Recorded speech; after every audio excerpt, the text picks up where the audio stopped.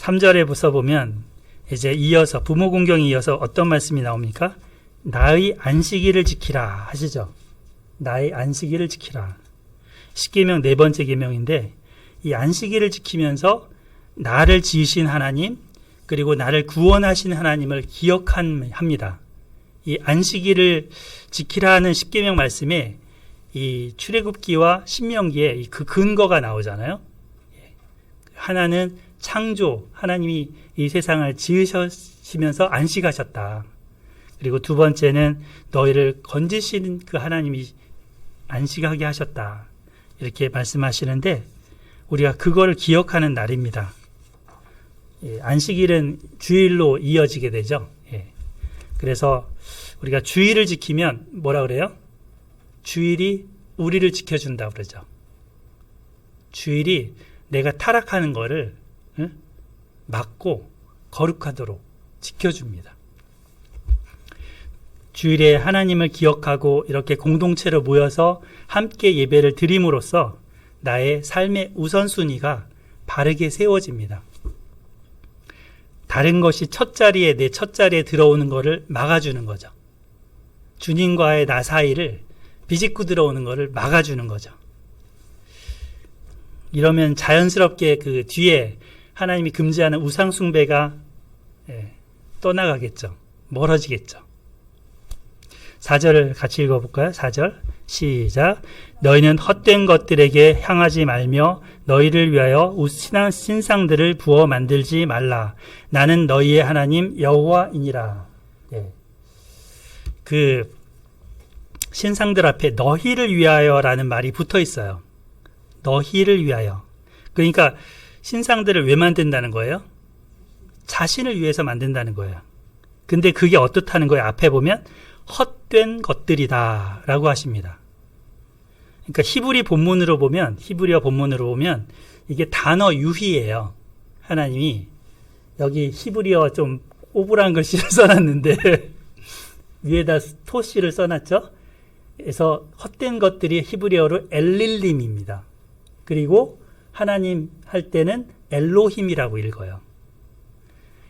엘릴림에게 너의 얼굴을 이렇게 바라보지 말고 너의 얼굴을 그쪽을 향하지 말고 엘로힘에게 너의 얼굴을 바라봐라. 이런 말씀이에요. 그러니까 이 신상을 만들어 놓고 거기에 아무리 빌어봤자 헛되다. 잠시 쾌락이나 즐거움이나 재미를 쫓는다고 하지만 결국은 허무하다란 마음만 들게 될 것입니다.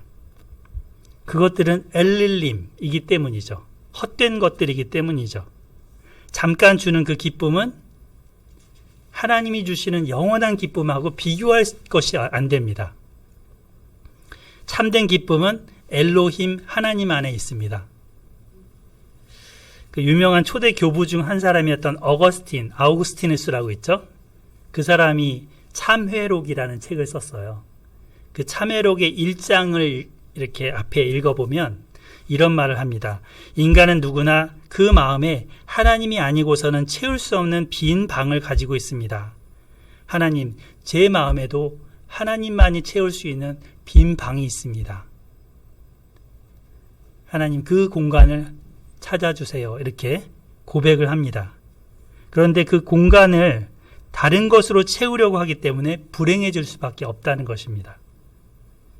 하나님과 하나님의 말씀으로 채우지 않으면 우리 그 빈 공간은 거짓된 사상들, 악한 악령들, 어두운 생각들, 두려움들, 불안들, 염려들 이런 것들이 찾아오는 거죠.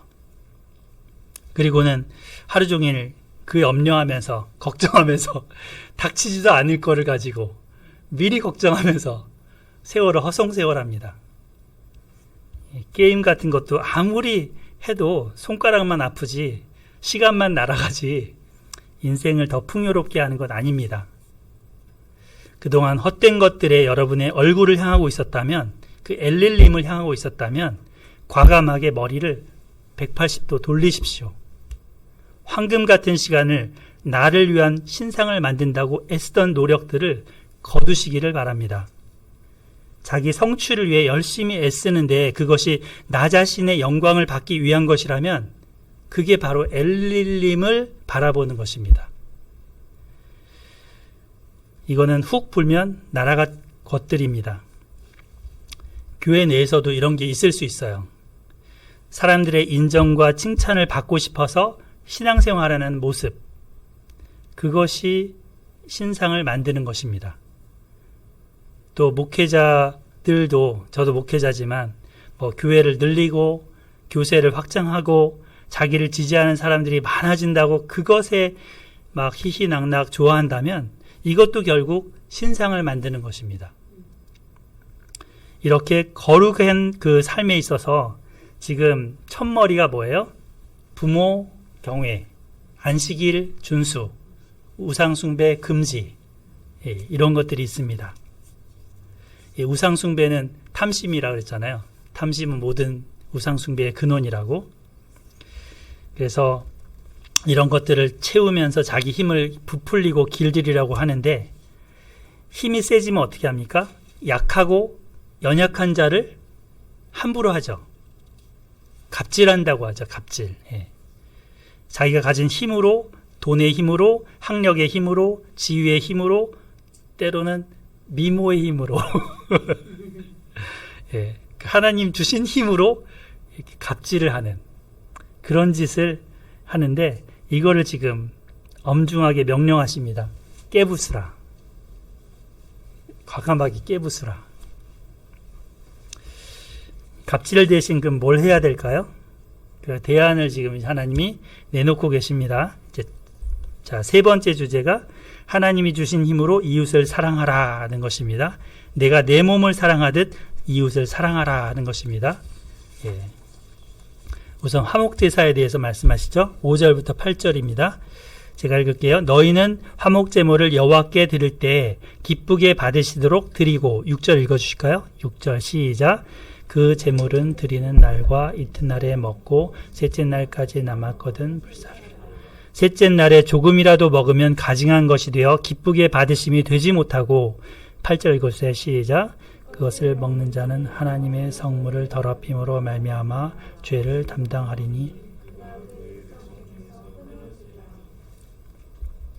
앞서 우리가 레위기 제사제도 할 때 5가지 제사가 있었죠. 그죠? 번제 드리면 소화가 속속 빨리 된다. 번제 드리면 소제, 화목제, 속죄제, 속건제, 그죠? 그 가운데 화목제가 있었어요. 이 화목제는 제사를 드린 사람이 이웃과 같이 나눠 먹을 수 있는 제사입니다. 화목제사는 근데 대체적으로 언제 드렸냐면 감사할 때, 또 서원했는데 하나님이 이루어 주실 걸 믿고 믿음으로 바칠 때, 그리고 이것저것도 아니고 다 그냥 하나님이 너무 좋아서 감사하는 마음이 너무 넘쳐나서 이거 같이 하나님께 드리고 나눠 먹고 싶을 때, 이렇게 했을 때 화목제를 드립니다. 짐승은 저기 소부터 양, 염소 다 잡을 수 있어요. 그리고 단 흠어 없는 거를 잡아야 되죠. 근데 이제 감사제는 당일날 다 먹어야 되고, 서원제나 자원제 같은 경우는 이틀 안에 다 먹어야 됩니다. 저 소를 잡으면요, 저게 한 1000근 된대요. 그 소를, 고기를 먹어도 1000근을 혼자 먹을 수 있나요? 가족하고 이렇게 한 5-6명 먹는 가족이 먹어도 다 못 먹을 거려? 이웃 불러야 됩니다. 사돈의 팔촌 친척 불러야 됩니다. 그동안 말 안 텄던 사람들도 불러야 됩니다. 어쩌면 원수됐던 사람들도 제발 와서 먹어달라고 해야 될지 모릅니다. 이 화목제를 하나님이 말씀하신 이유는 이것이 이웃사랑 실천의 좋은 그 근거잖아요. 그죠? 그래서 감사와 기쁨을 이웃과 함께 나눠먹는 그 음식, 오랜만에 참 배 터지게 고기 한번 제대로 먹었다. 다음에 내가 쏘지, 이렇게 되는 거죠. 오늘 김용규 성도님 가정에서 떡을 화목제물로 내주셨습니다. 감사합니다. 저기 예, 들고 오느라고 무거워서 예, 지난주 금요일 날 7급 공무원 시험 합격 발표가 우리 났다고 해서 예, 감사의 이런 화목제를 준비해 주셨습니다. 우리 현대건설 일하시면서 이집트 지금 발령이 나면 해외 파견을 가셔야 하나 본데 예, 양정훈 집사님, 부인들 양정훈 집사님은 우리 서인달 자매와 같이 한국에서 안정된 양육과 신앙생활을 같이 하면서 그냥 눌러있고 싶은데 이런 와중에 공무원이 된 거예요. 그래서 가족이 함께 한국에 신앙생활 할 수 있는 길이 열리긴 했습니다. 연봉은 근데 거기하고 이 공무원 월급은 많이 차이가 난다고 합니다. 예. 하지만 예, 가족과 함께 하나님을 알아가는 걸 원하면서 정말 도전했는데 라이벌들인 그 30대들을 제치고 예, 우리 김용규 성도님이 합격하셨습니다. 저희들도 그동안 기도했는데 이제 마지막에 함께 교역자들이 같이 기도해 주셔서 감사드립니다. 오늘 화목제 그 현미팥 시루떡이라고 합니다. 그거를 맛있게 드시면서 이 가정에 복 주신 하나님을 찬양하십시다. 예, 하나님께서 선하게 열어주신 길을 통해 이 가정의 선이 인도함 받기를 기도하게 됩니다. 예, 기도해 주세요. 예, 저도 이제 아들 둘을 대학 입학한다거나 졸업한다거나 직장에 합격한다거나 또 결혼한다거나 하면 이렇게 화목제로 드렸던 그런 기억이 떠오릅니다. 그만큼 화목제는 예, 모든 사람들이 기뻐하고 즐거워하는 제사잖아요. 그래서 오늘 이 나눔의 제사가 함께 있어서 더없이 감사합니다. 선교사님들도 오시고 이렇게 됐는데. 예. 자, 그 다음에 이제 19장에서 구체적인 이웃사랑 실천법들이 계속 나올 겁니다. 예, 근데 하나님께서 계속 이 하시는 명령이 나는 여호와이니라 하셨죠. 예, 우리 36절 후반부 한번 보겠습니다. 19장 36절 후반부. 나는 너희를 인도하여 애굽 땅에서 나오게 한 너희의 하나님 여호와이니라. 예, 하나님이 지금 너희를 이집트에서 건져냈고 나오게 했고, 예, 그런 여호와다라고 하시죠. 은인이라는 거죠. 은인. 예. 이집트에서 그들이 가난했고 앞서 얘기했지만 마치 그 난민들 있죠.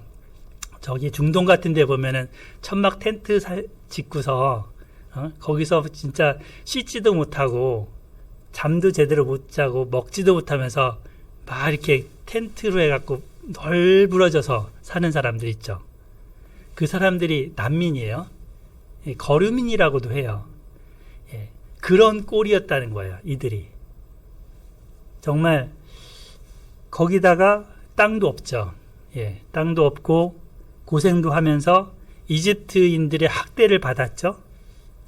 그런데 미래가 있으면 그래도 희망이라도 있죠. 매일매일이 기약이 없는 거예요. 그런데 하나님이 그들을 긍휼히 여기셨고 찾아오셨습니다. 방문해 주셨습니다.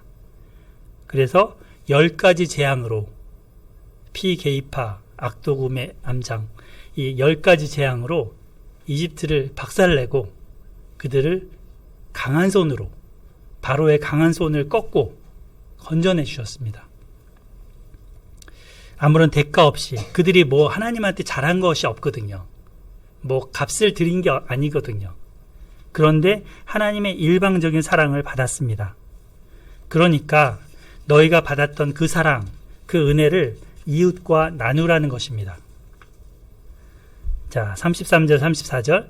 거류민이 너희 땅에 거류하여 함께 있거든 너희는 그를 학대하지 말고 너희와 함께 있는 거류민을 너희 중에 나은 자같이 여기며 자기같이 사랑하라. 너희도 애굽 땅에서 거류민이 되었었느니라. 예.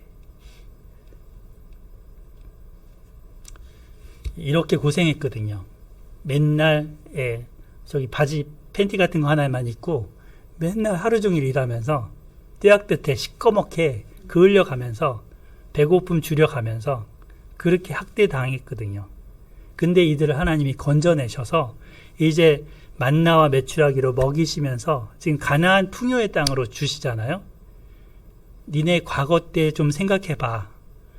너희 과거에 너희들처럼 그런 거류민들이 있으면 니네 중에 태어난 애처럼 아이처럼 그렇게 여기고 사랑해줘 하십니다.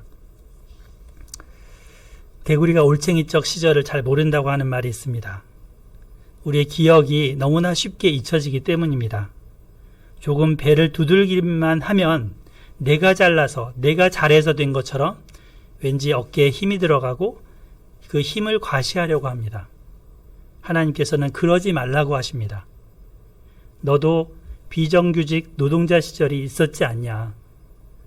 너도 등록금 없어서 여기저기 손 벌리면서 공부한 적 있지 않냐. 너도 집 한 칸 없어서 주인 눈치 보면서 지낸 적 있지 않냐. 너도 아픈데 병원 갈 돈 하나 없어서 쩔쩔맨 적 있었지 않냐. 그러니 없는 사람, 부족한 사람, 힘든 사람 돌보아주고 도와주라. 이게 내 마음이다 하십니다. 그래서 9절부터 차근차근 그 당부를 하시는데 한번 들어보겠습니다. 9절부터 10절 읽어보겠습니다. 너희가 너희의 땅에서 곡식을 거둘 때 너는 밭 모퉁이까지 다 거두지 말고 네 떨어진 이삭도 줍지 말며 네 포도원의 열매를 다 따지 말며 네 포도원에 떨어진 열매도 줍지 말고 가난한 사람과 거류민을 위하여 버려두라. 나는 너희의 하나님 여호와이니라. 이걸 실천한 사람이 성경에 등장하죠. 모압 여인 룻이 시어머니 나오미와 함께 베들레헴에서 타고 왔는데 그 동네 유지였던 보아스라는 아주 멋진 멋진 사람이 있었습니다. 이 사람은 밀리삭이 떨어진 걸 가난한 사람들한테 죽도록 배려해주는 그런 사람입니다. 룻이 그 밭 한곁에서 죽는데 이제 일꾼들한테 어떻게 해요? 야, 저 여인, 저 소녀 더 죽을 수 있도록 이렇게 니네들이 추수할 때 더 흘려. 뒤에다 흘려줘. 더 주워갈 수 있게. 그렇게 지시를 합니다. 근데 저 여자 건드리면 안 돼, 절대. 이러면서도 경계를 지어주죠. 이 보아스 엄마가 누굽니까? 여리고 기생 라합입니다. 그는 이 보아스는 자기도 멸망할 수 있는 사람인데 하나님의 은혜로 그 구원받은 엄마의 자녀라는 걸 알고 있습니다. 현재 지금 베들레헴에서 부유한 자로 땅을 갖고 있지만 어머니 라합이 하나님의 배려가 아니었다면, 하나님의 그 은혜가 아니었다면 여리고 성과 같이 멸망했을 것이라고 알고 있습니다. 그리고 실천을 합니다. 이들을 통해서 누가 나옵니까? 다윗이란 인물이 나오는 그런 역사가 일어나고 이들을 통해서 예수 그리스도께서 이 땅에 오십니다. 대체로 이제 구제를 하려고 할 때 보통 내가 정하죠. 내가 어떤 사람을 돕고자 할 때 저 사람을 내가 돕겠다 해서 내 호주머니를 털어서 돈이나 물건을 주죠. 근데 본문에서는 밭 모퉁이를 남겨두라라고 합니다. 그러면 밭 모퉁이에 있는 거를 누가 가져갈지 몰라요. 그죠? 떨어진 이삭, 남겨둔 포도를 누가 가져갈지 모릅니다. 불특정한 가난한 사람, 거류민이한테 남겨주는 거죠. 그들의 몫으로 이렇게 떼주는 거죠. 이렇게 함으로써 이들이 가져갈 때 낯부끄럽지 않습니다. 자존심 상하지 않습니다. 도움을 받으면서도 이렇게 해준 그 주인, 밭주인에 대한 고마움이 있죠. 고마움이 있으면서도 마음 상하지 않게 이렇게 가져갈 수 있게 해주십니다. 이걸 제도화해 주신 거예요. 이스라엘 사람들이, 유대인들이 지금들 보면 보통 안식일이 금요일 저녁에 시작이 돼요. 6시 이후로 해질 때부터. 근데 장사하는 분들이 자기가 팔다가 남은 상자를 앞에 턱 내놓고 그냥 퇴근합니다. 그러면 그걸 누가 가져갈지 몰라요.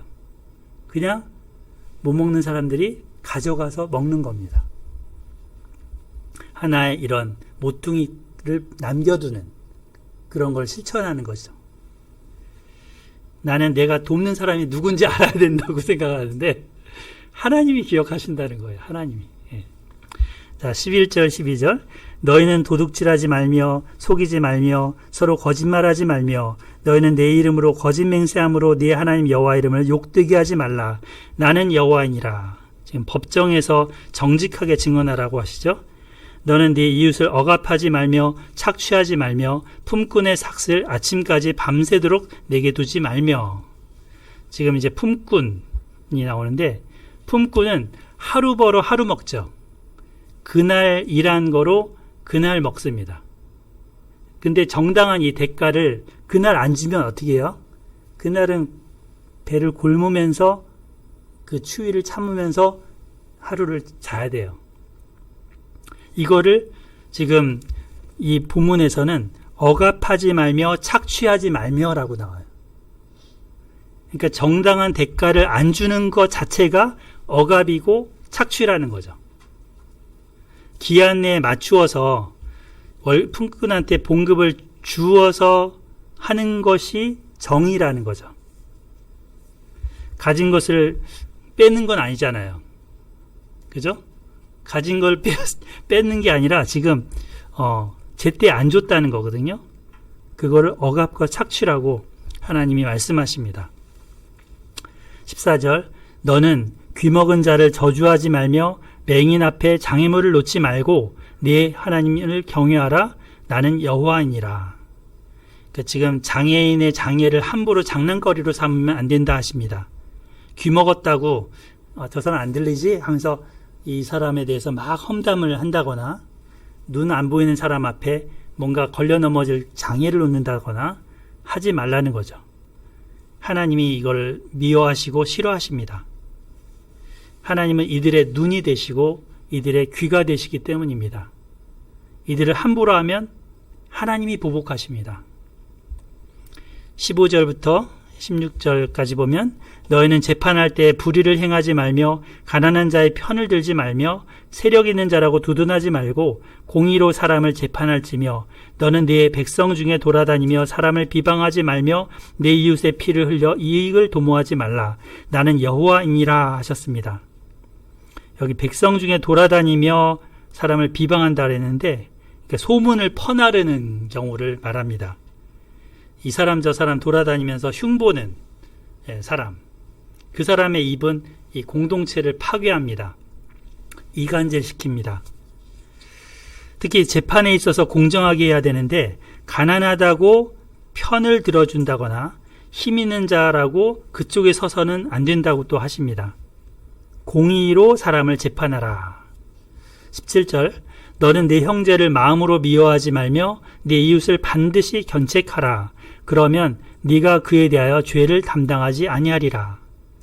지금 형제인데 그 형제가 뭔가를 잘못했어요. 그럼 그냥 모른 척 넘어가야 되나요?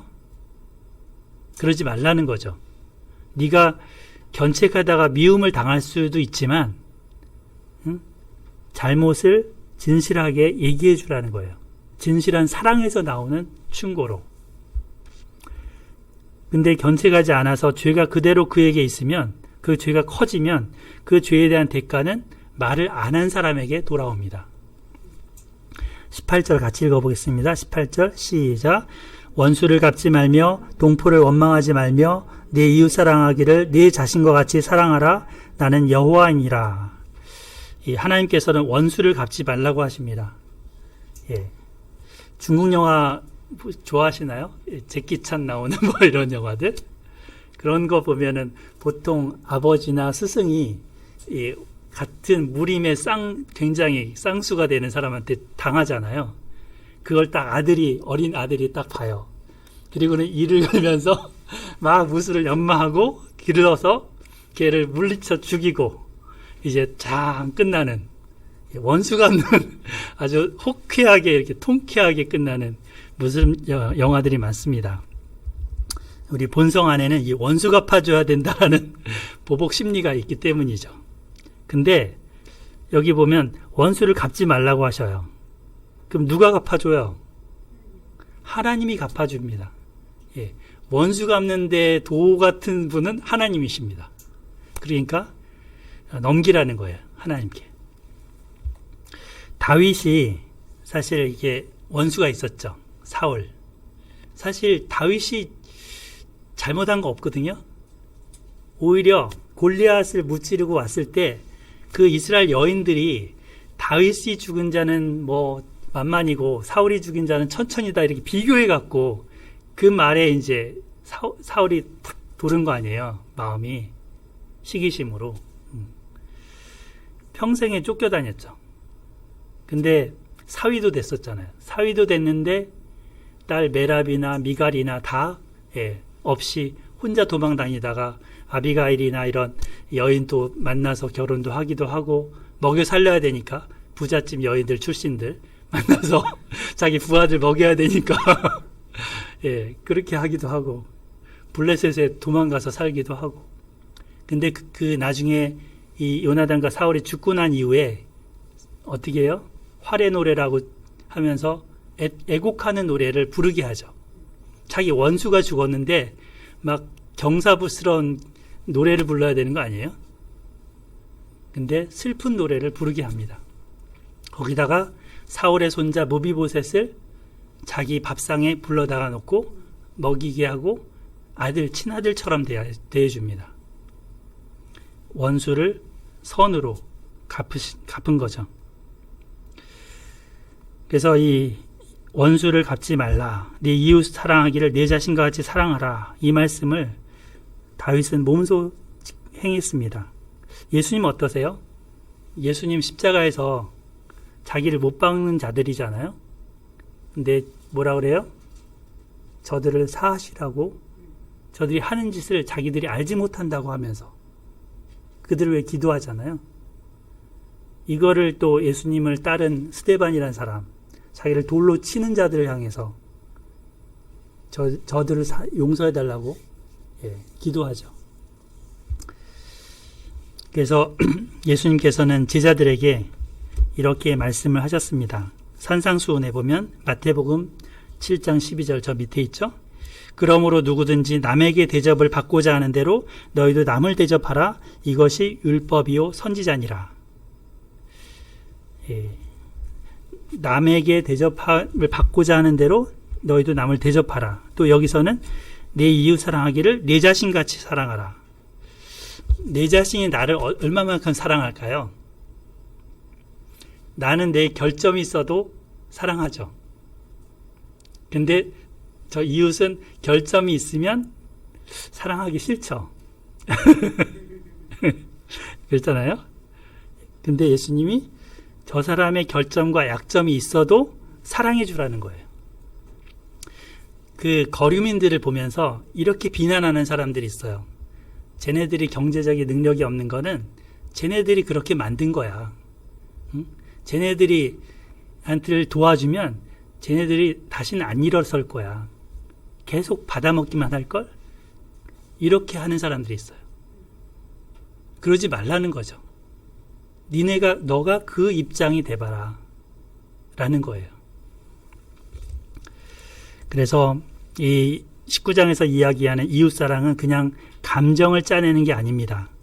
실천이 동반된 섬김을 말하고 있습니다. 저 사람은 어떤 마음이 들까? 이걸 행했을 때 어떻게 생각할까를 생각하고 행하는 것입니다. 그러면 이 세상이 어떤 곳이 될까요? 살만한 곳이 되지 않을까요? 예.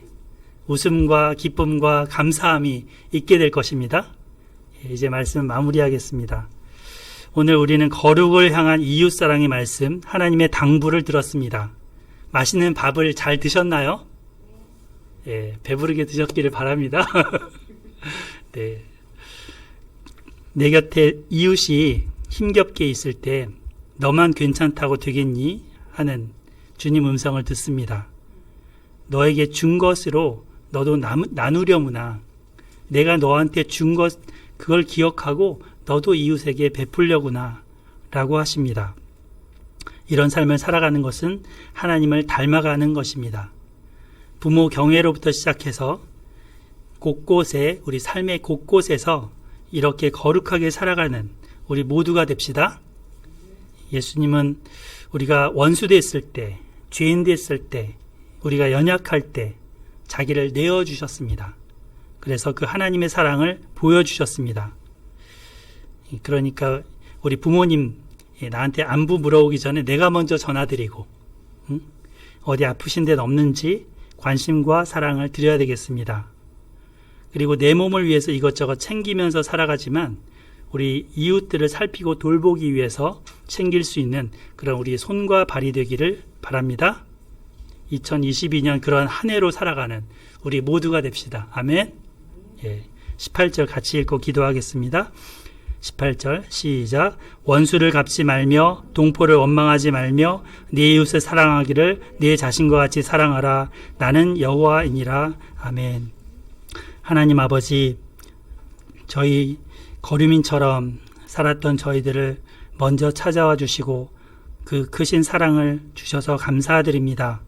하나님 아버지, 내가 이제는 때도 벗고 웬만큼 배도 부르고 편안한 침대에 맛있는 음식을 먹는다고 하면서 정말 어려운 이웃들에 대해서는 조금도 마음을 내주지 못했던 그러한 잘못들을 회개합니다. 하나님 아버지, 우리가 정말 주님의 마음을 본받는 그러한 삶이 되기를 기도드립니다. 하나님, 이 땅에 정말 살아가는 동안 이 이웃사랑을 실천하게 도와주시고 그리하여서 거룩한 백성으로 하나님 앞에 살게 하여 주시옵소서. 사랑하는 우리 에스라 소망교회 성도님들, 우리 부모들, 자녀들 하나님께서 기억하시고 주님 안에서 서로 사랑하고 존경하고 또 더불어서 그 사랑을 이웃과 나눌 수 있는 귀한 가정 공동체, 교회 공동체가 되게 하여 주시옵소서. 예수님의 이름으로 기도드립니다. 아멘.